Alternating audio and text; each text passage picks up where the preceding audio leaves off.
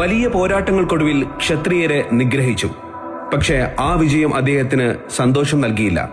ഉള്ളിൽ പാപഭാരം മാത്രം.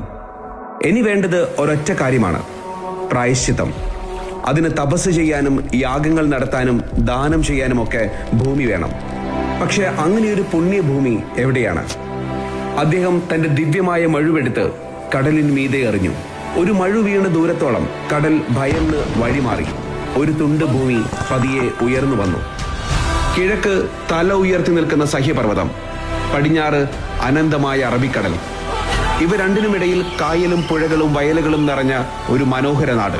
സൗന്ദര്യവും സമൃദ്ധിയും സാഹോദര്യവും ഒത്തിണങ്ങിയ ആ ഭൂമിയെ ലോകം ദൈവത്തിന്റെ സ്വന്തം നാടെന്ന് വിളിച്ചു. അതാണ് ഐതിഹ്യ കേരളം.